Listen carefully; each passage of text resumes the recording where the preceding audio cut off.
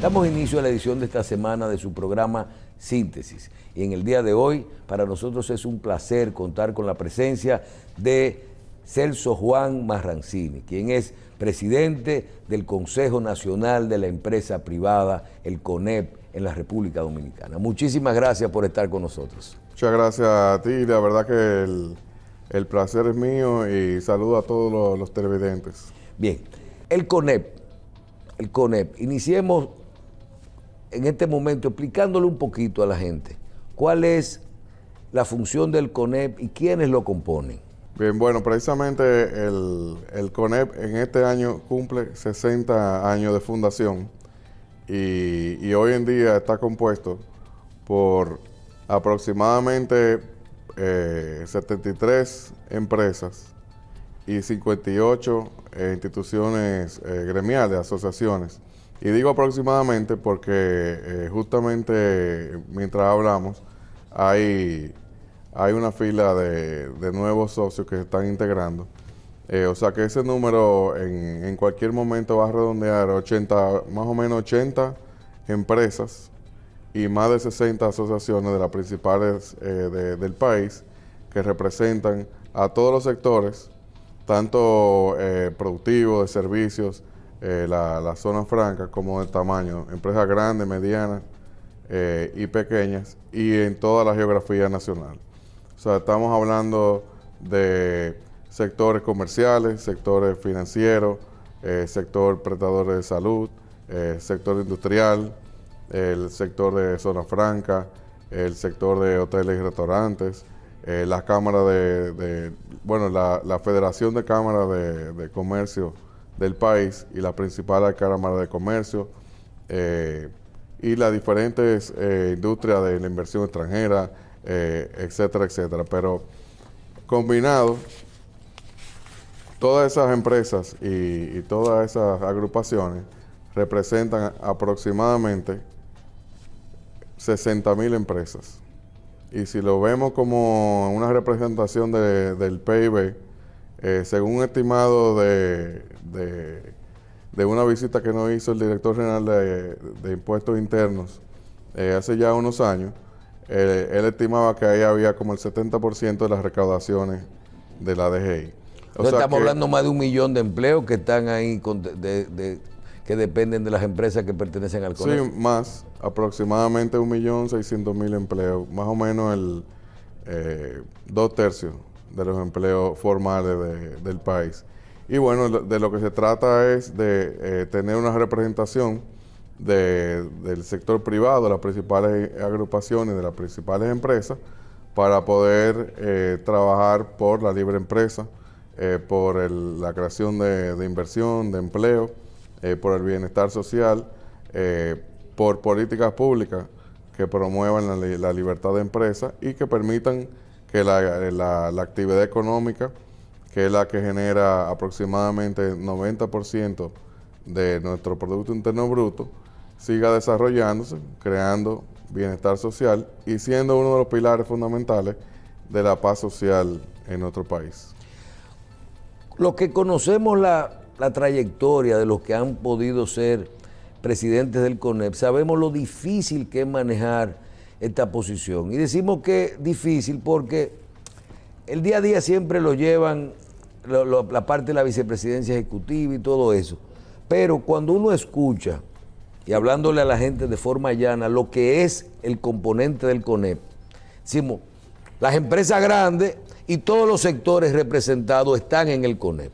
Y yo le hago la siguiente pregunta. Ingeniero, ¿cómo se hace el presidente del CONEP cuando uno dice, ok, yo tengo los intereses y la agenda del Consejo, pero a veces hay intereses encontrados de esos sectores? Un sector, por ejemplo, que quiere la minería y el otro no le conviene. O un sector que puede entender que quiere devaluación de la moneda y el otro no. ¿Cómo se hacen con los intereses cuando son en contra de sectores que están ahí adentro? Bueno, justamente antes de venir aquí estábamos en un encuentro con una cámara de comercio y hablábamos de que aproximadamente el 90% de los temas son transversales, o sea que afortunadamente la mayoría de los temas son en común para el sector privado y en realidad eso es lo que ocurre. El CONEP es un punto de encuentro para el sector privado, para todo lo que para trabajar en todo lo que sumamos, aportamos, para buscar soluciones.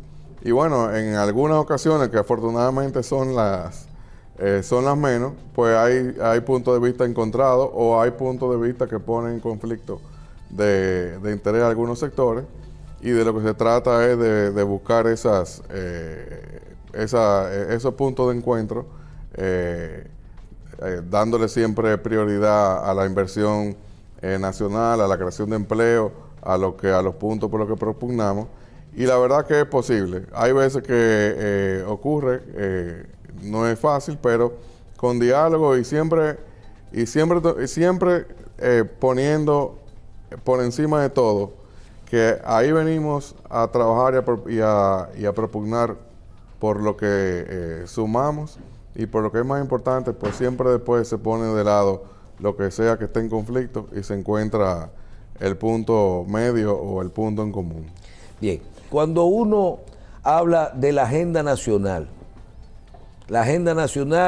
y todo el mundo a veces se encuentra raro y dice, el CONEP representa los intereses de ese sector y tiene que trabajar para que esos intereses, para lograr sus objetivos. Cuando usted nos menciona que el CONEP tiene ya 60 años, y usted pasa balance y usted dice, valió la pena, se lograron los objetivos. Cuando el CONEP se reúne y dice, queremos más empleo, queremos mejorar las condiciones de nuestro sector, porque a veces la gente entiende que es por la patria, es por el sector que tú tienes que defenderlo. Se han podido conseguir las leyes, los proyectos de ley que mejoren el sector. Claro, desde nuestro punto de vista, el CONEP siempre protege la sociedad dominicana dentro de sus intereses, pero eso hay que entender que es así. ¿Usted entiende que pasando balance las cosas han ido bien?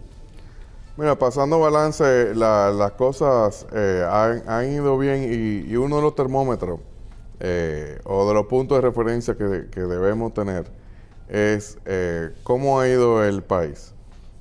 Si decimos que el país tiene aproximadamente más de 40 años de estabilidad política, que el país tiene un crecimiento económico sostenible de más de 20, 25 años, que cuando nos comparamos con otra democracia, vemos que nuestra democracia tiene mucha más estabilidad que la de, desgraciadamente, que la de muchos vecinos, y ahora que se suman más vecinos, lamentablemente.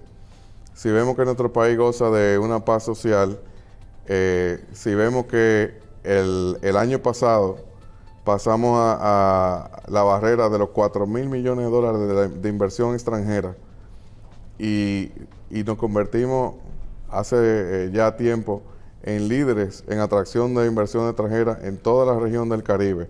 Pasamos a ser la sexta economía de América Latina, superando a Ecuador. Hemos pasado una crisis generada por la pandemia, una crisis luego de inflación que todavía no termina. Vivimos en un momento de grandes adversidades y de temas económicos y geopolíticos que afectan el mundo y que crean incertidumbre. Sin embargo, dentro de ese mismo marco, mantenemos esta estabilidad y apuntamos a un crecimiento económico superior al de la región. Pues podríamos decir que en algo hemos sido exitosos y que ha valido la pena. Y ha valido la pena teniendo siempre una visión de cuáles son las necesidades del sector, en este caso del sector privado, pero también de tener un enfoque en generar bienestar social, en generar empleo, y tener también una conciencia de cuál es la agenda nacional, para poder lograr tener un diálogo permanente con el gobierno, un diálogo permanente con los sectores sociales, y en ese marco, pues ser un ente que propugna por lo que conviene a nuestro país, que en este caso es un crecimiento económico sostenido con bienestar social. Cuando uno ve la República Dominicana, y tal vez esta es una pregunta al ingeniero, al empresario, y dice, nosotros no producimos petróleo, es de las cosas malas que tiene nuestro país, tenemos unos bajos niveles de salario, tenemos una alta pobreza, pero entonces tú ves crecimiento económico, estabilidad en la tasa de cambio, más turistas, más remesas, más de 4.000 millones de dólares en inversión extranjera. Nos convertimos, después de la pandemia, entonces también nos sube la industria, la zona franca, el nearshoring y todo esto. Y tú dices, ¿cuál es la magia que tiene este país? ¿Es un contraste o es suerte que nosotros realmente tenemos? ¿O ese modelo económico que hemos establecido, con excepción de que del tema del empleo y de la desigualdad en muchas áreas a nivel de la sociedad, realmente a nivel de macroeconomía no ha funcionado? Bueno, hay gente muy inteligente, con mucha experiencia, que dice que gracias a Dios que no tenemos petróleo. Haciendo alusión a que países con producción petrolera pues están sufriendo de grandes crisis de otra índole, incluyendo social y política. Cuando hacemos ese análisis, realmente, y es importante, porque es una forma de hacer una introspección y decir, bueno, ¿qué es lo que hacemos bien para seguirlo haciendo? Y uno de esos aspectos es lo que acababa de mencionar, estabilidad política, una diversificación de los sectores económicos. O sea, en los últimos 60 años es que han surgido los sectores económicos de la República Dominicana. Y se acabó la caña, el azúcar, el café, el cacao. Bueno, han evolucionado, y han surgido otros. Pero hace 60 años salíamos de una dictadura donde el dictador era responsable de un número extravagante del Producto Interno Bruto, porque prácticamente todas las empresas o eran de él o incidía sobre ella. Entonces, a partir de esa época, se van diversificando nuestra economía, una economía agrícola, una economía que empieza a ser industrial, una economía que se diversifica hacia la zona franca, luego surge el sector turístico, de hoteles y restaurantes, luego también crece todo lo que es los servicios financieros, una banca con una estabilidad envidiable por otros países. Y bueno, y llegamos al día de hoy, analizamos... Las mismas telecomunicaciones, sí, tradicionalmente son... Telecomunicaciones que son modelos en toda la región, con tecnología de vanguardia, con una penetración envidiable a toda la población prácticamente. Entonces, hacemos el balance, analizamos, tenemos una economía diversificada que genera divisas de forma diversificada también, exportaciones agrícolas, exportaciones industriales, exportaciones de zona franca, exportaciones mineras, un sector turístico que no para de crecer, que es de lo que mejor o ha sido incluso modelo en la reactivación luego de la pandemia, que ya rompió la barrera de los 8.000 millones de dólares. Tenemos también líder de inversión extranjera. Tenemos remesa, que bueno, no es un sector productivo, pero realmente... Pero no hay que pagar. Es una generación de divisas que va directamente a la población y que es responsable de un consumo impresionante en el país. Entonces, vemos que con una economía diversificada que tiene también encadenamiento productivo, porque un sector le sirve al otro, junto con una estabilidad política y junto con una paz social, es la clave del éxito, porque vemos que en otros países, lamentablemente, cuando falta una pata o dos, no se logra el resultado. Entonces, de lo que se trata es de fortalecer lo que tenemos, seguir fortaleciendo esos sectores productivos y seguir propugnando por la generación de más inversiones, de mantener ese crecimiento económico, que es lo que permite que sigan generándose más empleo y empleos formales y de calidad. Yo soy de los que dice que ningún gobierno quiere que las cosas le salgan mal.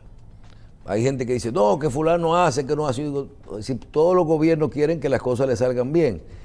En este momento, y usted ha hecho referencia muchas veces a la estabilidad política, y yo me quiero ir más allá, al vínculo, a cómo ese gobierno escucha a los diferentes sectores. En este momento, la relación, hay mucha gente que no entiende lo importante de la comunicación, de escuchar, de tratar de buscar alternativas a los diferentes sectores para lograr las metas en conjunto y sobre todo la estabilidad. En este momento, esa relación con los sectores de gobierno, Congreso y cosas, ¿hay apertura?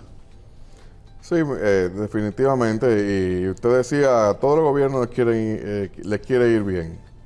Y realmente nosotros quisiéramos que a todos los gobiernos le vaya bien, porque cuando le va bien al gobierno, le va bien al país, le va bien a la sociedad y le va bien al sector privado.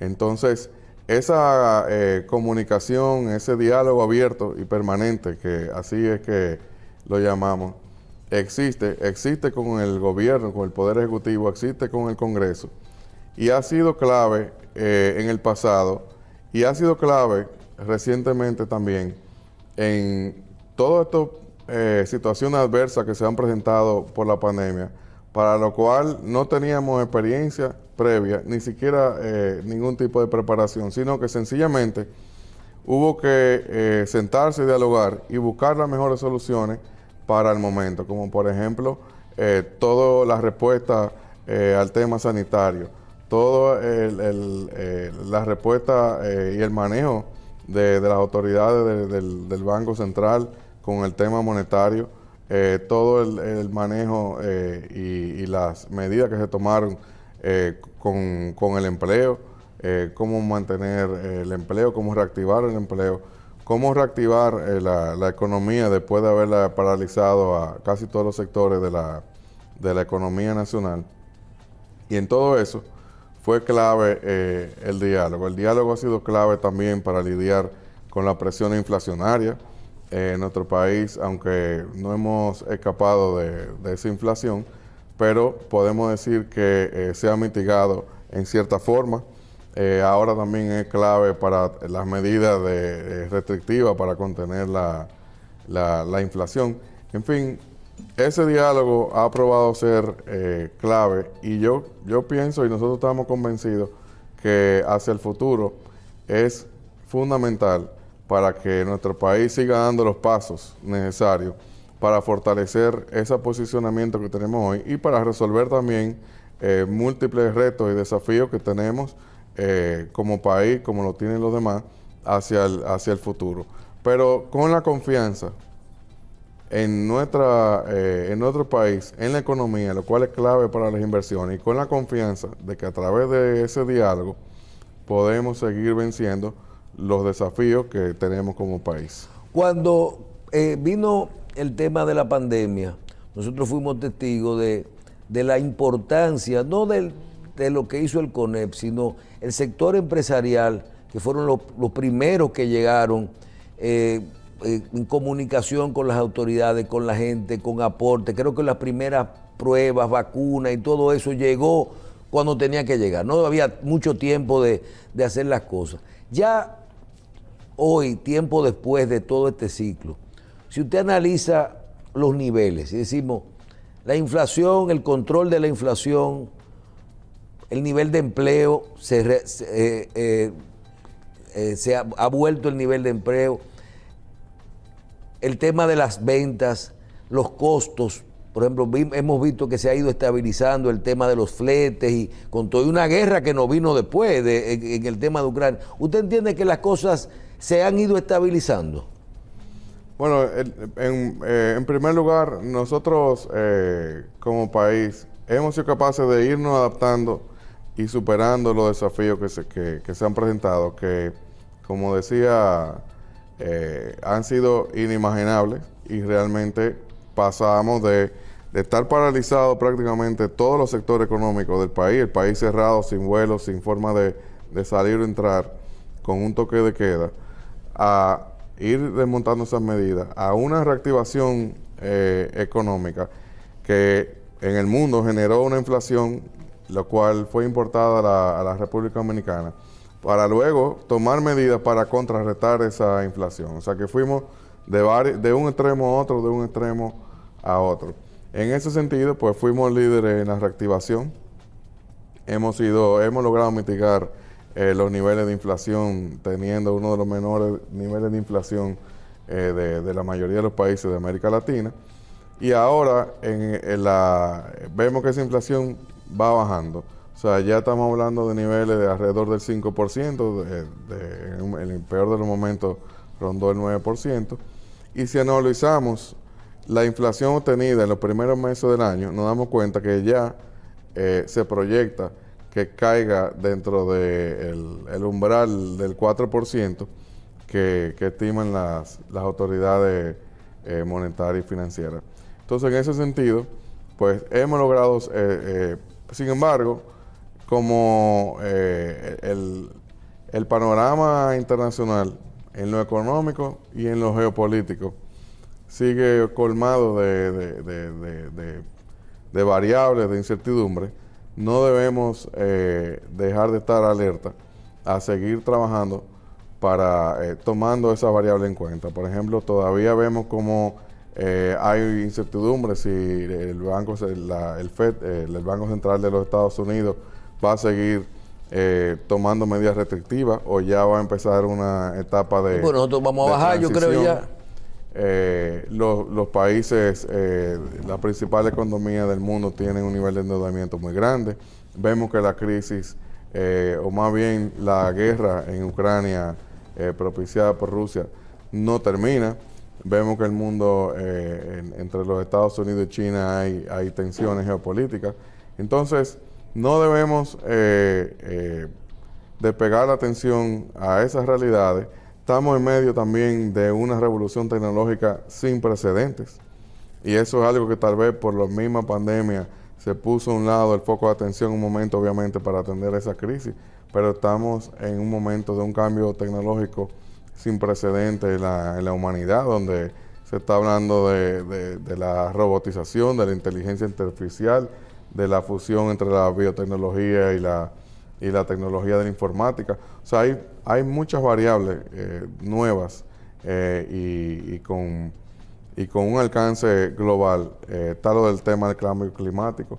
Entonces, debemos mantener ese foco de atención a lo interno, pero sobre todo a lo externo, y mantener siempre ese diálogo para poder adaptarnos y para poder fortalecer lo que tenemos y seguir avanzando.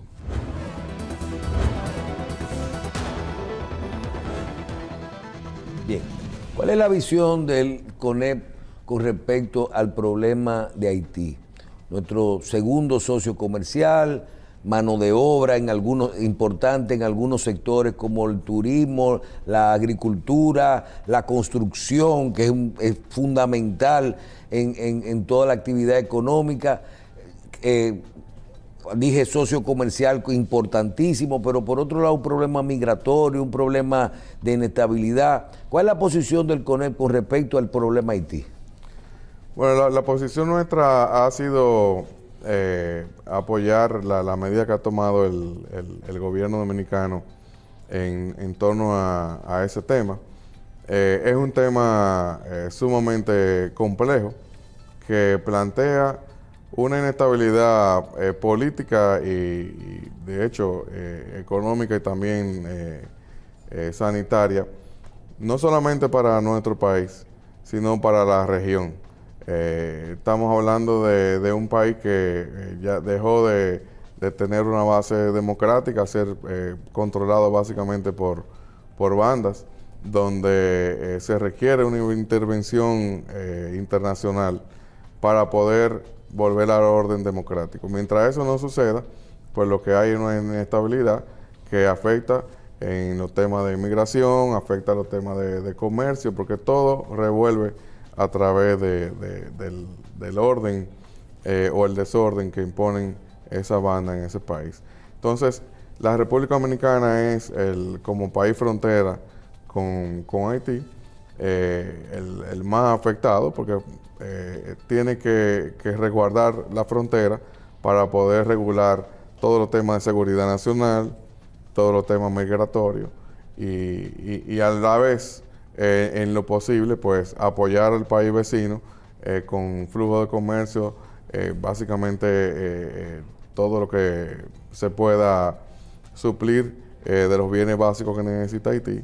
Y en ese sentido, por eso, el reiterado clamor ante la comunidad internacional para que se venga en auxilio de Haití. Hasta ahora es un problema muy grave, muy complejo, que no se le ve solución hasta que venga una intervención internacional que pueda volver al orden democrático en Haití. Pero la República Dominicana no tiene la capacidad.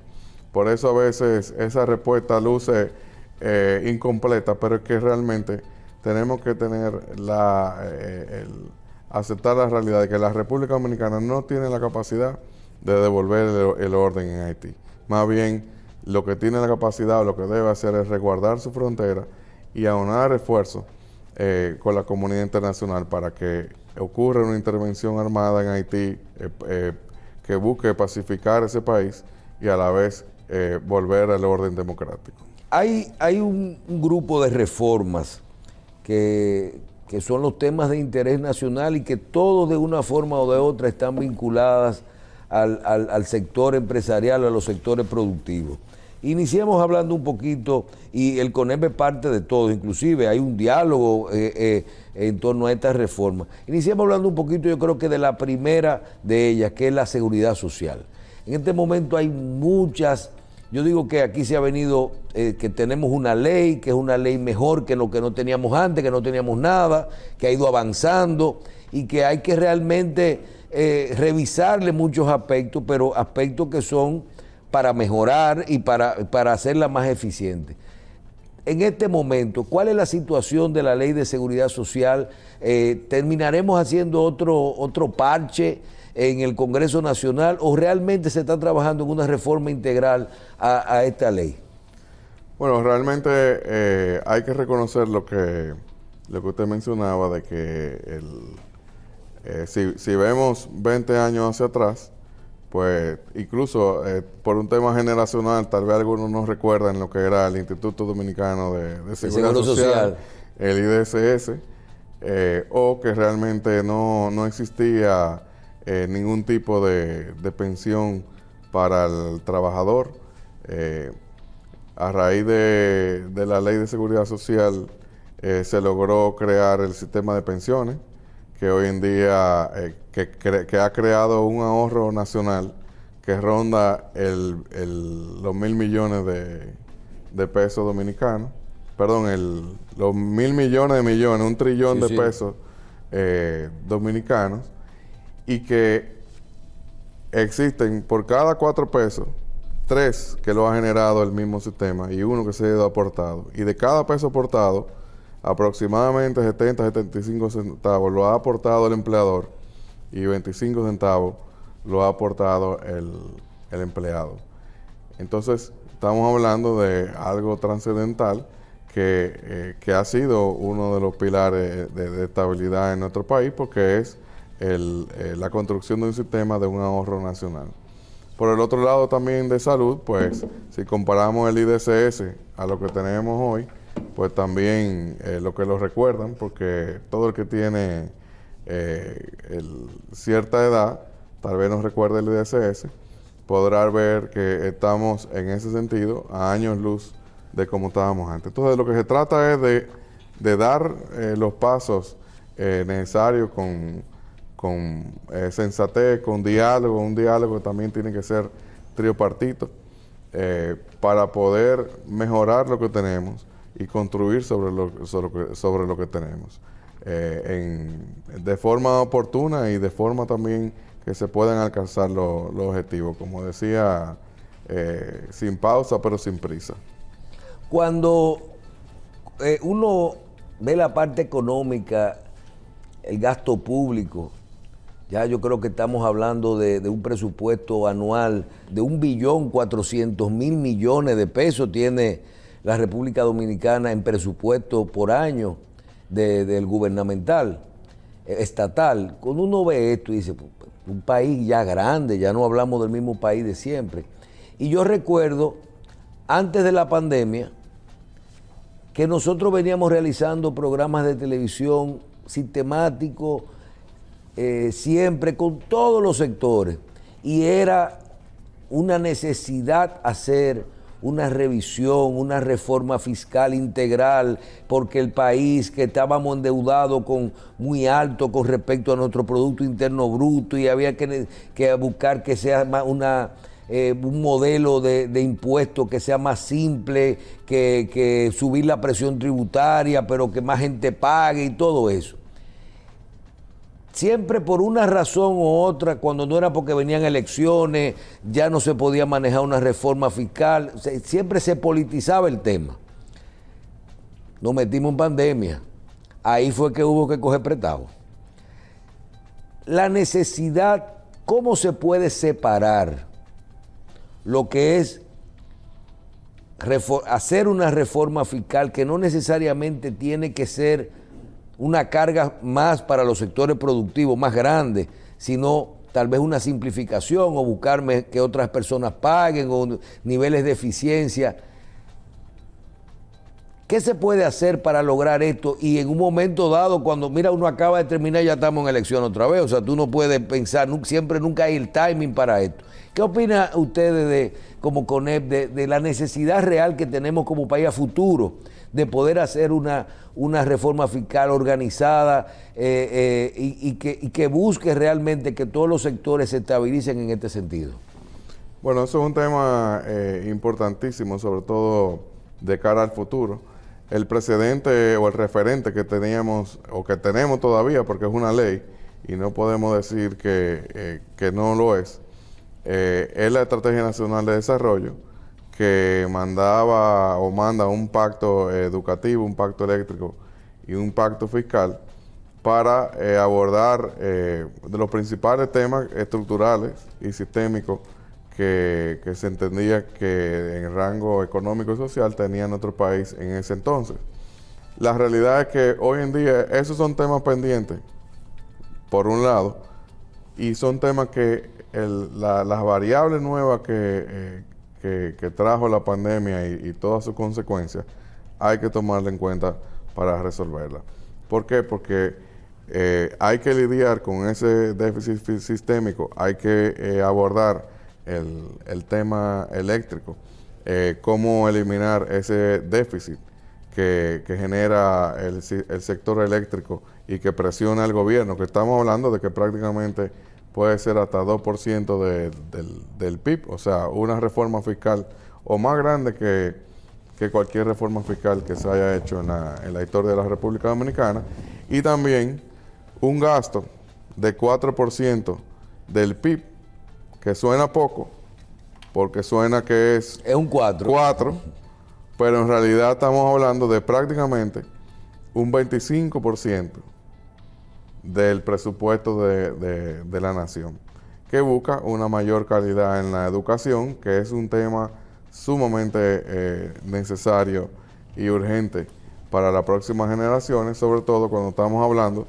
de que los cambios tecnológicos que requieren que el nivel educativo de las naciones sea superior, no nos van a esperar. Nosotros tenemos que prepararnos para ello, y para eso hay que tener gente educada y luego preparada. Entonces, son temas pendientes que hay que revisar, que están sumamente relacionados, que se plantean grandes retos para el país en el futuro y que requieren de mucho diálogo para poder abordarlo y oportunamente ir tomando las medidas que pongan en dirección al país de subir la calidad de la educación, de eliminar ese déficit eléctrico y eventualmente también ir fortaleciendo los ingresos del Estado sin afectar la confianza que hay hoy en día y sin afectar también ese crecimiento económico y sin afectar la presión inflacionaria que todavía hoy tenemos. Entonces, es un tema complejo y que requiere atención, tal vez, y como lo ha dicho el gobierno recientemente, no es un tema que ahora mismo está dentro de las prioridades, porque definitivamente con un panorama eleccionario por delante, tal vez las condiciones no son las más propicias para abordar, pero es un tema que va a requerir mucho diálogo y acuerdos entre la clase política y entre el sector social y económico del país, porque realmente si queremos seguir manteniendo esa posición de liderazgo y de crecimiento sostenido y de que vengan aquí a ver qué bien hacemos las cosas, tenemos que ver esos temas de una forma integral y gradual para el futuro. Bien, ingeniero, le confieso que durante muchos años participé en la parte de comunicaciones con Gabriel del Río, con Pepe Abreu, bregando con los temas de la mejoría en los salarios. Y nosotros siempre hablábamos, conversábamos, discutíamos, y siempre era una guerra eterna, los tripartitos, el gobierno, los empresarios, los empleados, yo quiero que me suban, y nosotros a veces decíamos, pero ya pidan un 10 para no bajar de un 30, y era una guerra eterna. En los últimos meses nosotros vivimos algo diferente, y vimos que con todos los problemas post pandemia y todo eso, y la necesidad, la inflación y todo eso, el CONEP propone un aumento, dice que es necesario un aumento salarial. Y no hemos visto una queja más nunca, los sectores están aliados. Hablando de código de trabajo, código laboral o de trabajo y de aumento de salario, ese consenso, ahí veo el ministerio, que es la parte gubernamental, anunciando siempre de forma sistemática aumentos que inclusive tocaban el año que viene, se han ido realizando. Ese consenso que hay entre los tres sectores, ¿es realmente como se percibe desde afuera? Lo que está ocurriendo es adentro, es que el CONEP tomó la decisión de aliarse con los otros dos sectores para buscar una mejoría en el trabajador y no discutir más con respecto a, ¿había una necesidad real de un aumento de salario? Sí, definitivamente los dos aumentos de salario que se han realizado, haciéndome referencia al 2021, justo saliendo de la medida más estricta de la pandemia, y ahora en el 2023, haciendo una excepción a lo que manda la ley, porque la ley manda una revisión cada 2 años del salario mínimo, y excepto que haya bajo condiciones extraordinarias, que a eso fue que apelamos para poder hacer la revisión un poco antes, y en un periodo de 1 año y medio se volvió a revisar el salario. El sector privado realmente hizo un esfuerzo extraordinario en poder alcanzar 2 aumentos salariales en menos de 2 años y con unos porcentajes altos comparado con los anteriores. Que superaran, que compensaran la inflación y además aportaran un porcentaje sustancial adicional para poder acercar el salario mínimo al salario real o al punto de referencia que se utiliza, que es el quintil más bajo de la canasta básica para una persona. Si lo usamos como las autoridades monetarias, que es 1.4 personas, pues ya eso lo excede. Con eso se logró que el salario mínimo para una persona prácticamente iguale o se acerque bastante a ese quintil, y también pues ya lo excede cuando se multiplica por 1.4. Y en realidad lo que ocurre es que a través del diálogo tripartito, donde cada cual obviamente está el gobierno, están los trabajadores, está el sector privado y los diferentes sectores que discuten salario mínimo, cada cual tiene sus realidades y son muchas veces diferentes, pero yo creo que en estos diálogos ha primado el interés y el interés en el país y en la paz social, y parte de ese esfuerzo extraordinario pues responde a eso, porque en un momento donde hay que combatir una inflación, la paz social es un elemento fundamental, y cuando volvemos atrás a analizar qué hacemos bien aquí, es que realmente hay un equilibrio, o sea, estabilidad económica y paz social es lo que permite, es la base que permite que haya un desarrollo económico, que exista una confianza en el país, que permita que los sectores económicos puedan invertir, y además de eso se atraiga inversión extranjera, cerrando el ciclo virtuoso con la generación de empleo. Entonces, en momentos adversos, donde el salario se vio, el empleo se vio mermado por la pandemia, que luego hubo que reactivar la economía y que luego vemos toda esta presión arancelaria, era importante hacer ese esfuerzo confiando en el futuro. Y lo más importante que se logró, sin trauma, que se logra sin trauma a través de ese diálogo tripartito, porque realmente el rol de cada sector es defender ese sector, pero yo creo que cada cual puso de su parte para lograr esos acuerdos, y estamos confiados de que ese diálogo tripartito seguirá siendo la base para muchos temas también que tenemos pendientes más adelante. Bien, ingeniero, finalmente de estos temas de interés, hay uno que no podemos dejar, y es, nosotros somos, nos encanta la producción nacional, la parte agrícola, ser autosostenible en producción de comida, y a nosotros nos gusta, pero nos gusta fabricar aquí, la industria dominicana, la mano de obra, y usted parte, fuera de presidente del CONEP, usted también es parte de los del sector industrial importante en nuestro país.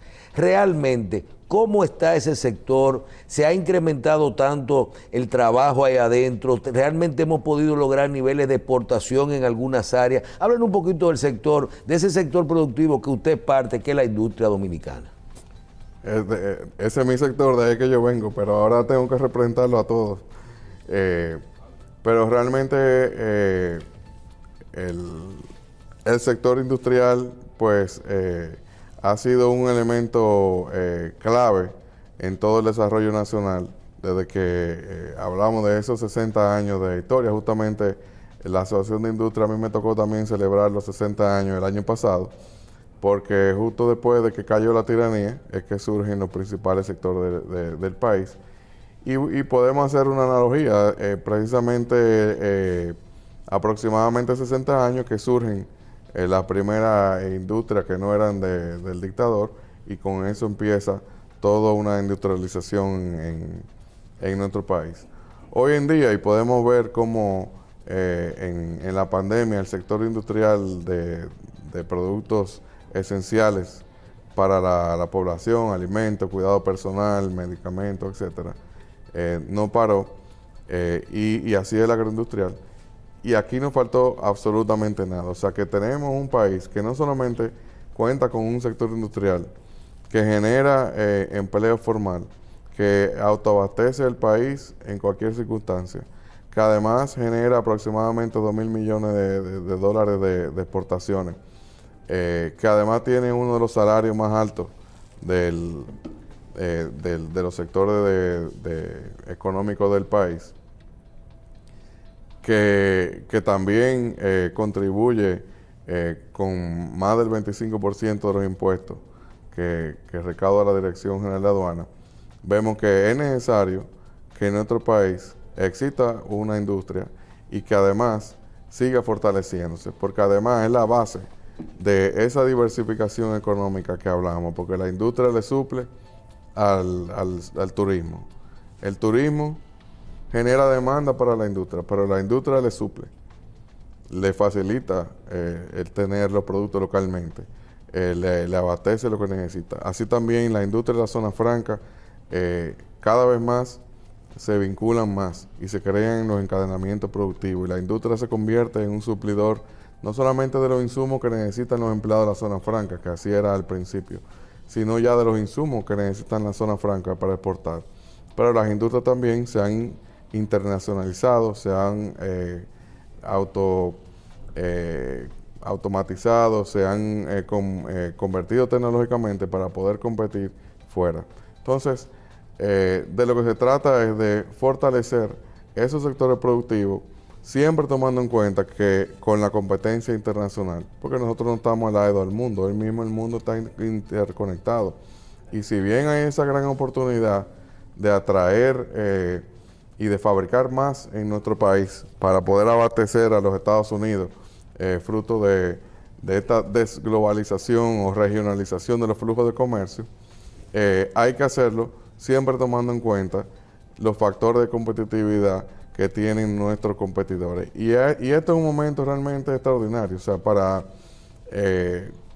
dado en los momentos a veces adversos que surgen las mayores oportunidades. Y la República Dominicana tiene una oportunidad extraordinaria, no solamente para que su industria sea la que capte esa demanda y esas nuevas actividades para exportar, sino también para el turismo. Y entonces crezca la industria porque le suple más al turismo. O sea, nosotros como país, fruto tal vez de ese crecimiento económico que tenemos, de esa estabilidad y paz social, tenemos una oportunidad sin precedentes para capitalizarlo. Porque lo que estamos viendo en Sudamérica es fuga de capitales, incertidumbre por los gobiernos que tienen o por la situación política. En Centroamérica, lamentablemente, lo vemos también, por lo menos en 2 países.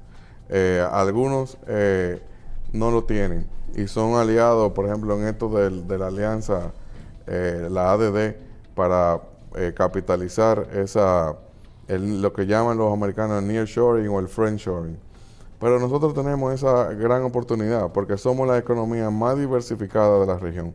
Entonces, en la medida que podamos seguir avanzando y atrayendo esas inversiones propias y extranjeras, entonces podemos desarrollarnos. Pero no podemos perder de vista a los competidores en otros países que son los que realmente también están tratando de hacer lo mismo. Bien, finalmente, ingeniero, en la parte de, usted mencionó que el CONEP ya cumple 60 años de creado. Háblenos un poquito de qué tenemos, qué actividades tenemos en el marco de estos 60 años, cómo se siente con que le haya tocado esto, con lo que ha logrado el CONEP hasta el momento, y cuáles son los principales objetivos que tiene el CONEP para los próximos 60 años. Bueno, realmente para mí es un gran honor que me haya tocado, por coincidencia histórica, celebrar estos 60 años, y realmente es un compromiso muy grande. La próxima semana tenemos una actividad en el Hotel Embajador, en el Garden Tent, para conmemorar el Día de la Empresa Privada y el inicio de la celebración de los 60 años, con un acto en que asistirá el presidente de la República, los principales directivos asociados del CONEP, funcionarios, embajadores, congresistas, amigos, etcétera. Y realmente de lo que se trata es de hacer un repaso de en qué hemos sido exitosos y plantearnos los retos del futuro y fortalecer esa, no solamente institucionalmente, sino aunar más esfuerzos y fortalecer ese punto de encuentro que tiene el sector privado para seguir propugnando por la empresa privada y por el desarrollo de nuestro país. También en este año vamos a realizar la 10ª convención empresarial, que culmina ya en noviembre. Luego del encuentro que tenemos la semana que viene, se darán los inicios de esa convención, que básicamente abordará los principales temas de la agenda nacional, como el económico, social, logístico, etcétera, etcétera. O sea, la convención se agrupa en 4 o 5 ejes de los principales temas de la agenda nacional, y ahí todos los sectores pues revisan la agenda de la convención anterior y se trabaja con la actual, tomando en cuenta que es la primera convención empresarial post pandemia, con este panorama internacional de todavía incertidumbre económica en los principales países del mundo, y con esta transformación tecnológica sin precedentes que vive el mundo, donde vamos a una robotización, a una automatización, a una inteligencia artificial, a una convergencia entre la biotecnología y la robótica, y que realmente tenemos que estar muy preparados como sector empresarial y como país para poder abordarla y ser exitosos.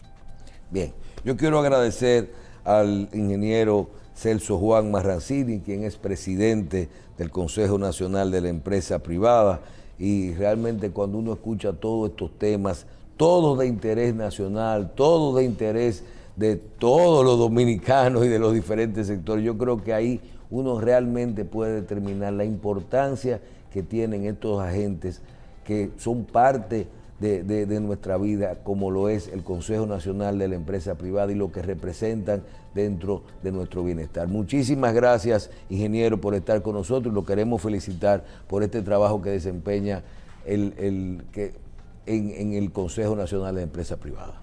Muchísimas gracias y un verdadero placer haber estado aquí.